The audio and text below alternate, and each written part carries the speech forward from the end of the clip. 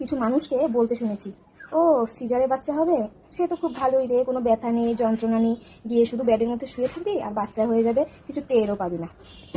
শুনলে হাসি পায়। তো তাদেরকে বলছি, আপনারা না একদিন অন্তত হসপিটালে সিজার রুমে গিয়ে ওটিতে ঘুরে আসবেন। নর্মাল যাদের বাচ্চা হয় তাদেরও 100বার কষ্ট হয়, কিন্তু তাদের কষ্টটা সারা জীবনের না। কিন্তু সিজারে মাদের না সারা জীবনের কষ্ট, ওদের নিঃশ্বাসটা যতদিন থাকবে ওদের কষ্টটা ঠিক ততদিনই থাকবে। ওই যে পিঠের মধ্যে অ্যানেস্থেসিয়াটা দেওয়া হয় মেরুদণ্ডের মধ্যে, সেটার ব্যথা সারাটা জীবন থাকে, মৃত্যুর দিন পর্যন্ত থাকে। আর একটা মেয়েকে না সারা জীবনের জন্য 70% পঙ্গু বানিয়ে রেখে দেয়। আর আপনারা বলছেন কোনো ব্যথা হয় না? হ্যাঁ, যখন অ্যানেস্থেসিয়া করে বাচ্চা হওয়ার সময় হয়তো টের পাওয়া যায় না, অ্যানেস্থেসিয়া মেয়াদটা যখন শেষ হয়ে যায় না, তখন গলা কাটা মুরগি যেমন ছটফট করে, একটা মাকে সেইভাবেই ছটফট করতে হয়।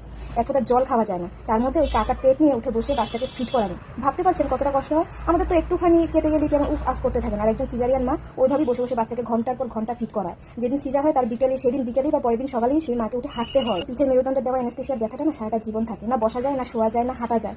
আর সারাদিনের সমস্ত কাজ সেরে যদি একবার বিছানা শোয়া যায়, তাহলে মনে হয় এই বুঝি সব শেষ।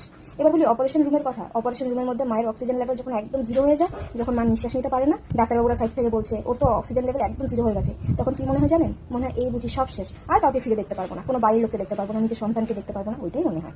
আর আপনারা বলছেন সিজারিয়ান মাদের সব থেকে বেশি আরাম, কোনো কষ্ট নেই। একজন নর্মাল ডেলিভারি করা মা, একজন সিজার ডেলিভারি করা মা, দুজনেই সমান কষ্ট হয়।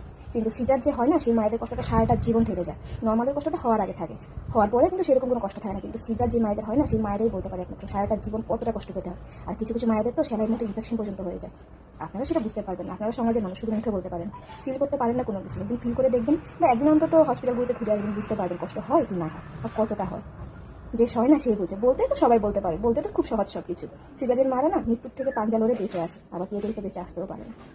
আমি সমস্ত সিজারিয়ান মাদের আমার তরফ থেকে প্রণাম জানাচ্ছি, সম্মান জানাচ্ছি, সেলুট জানাচ্ছি। তোমরা না খুব শক্তিশালী। ইভেন আমিও নিজেকে বলছি আমিও খুব শক্তিশালী, আমিও একজন সিজারিয়ান মা।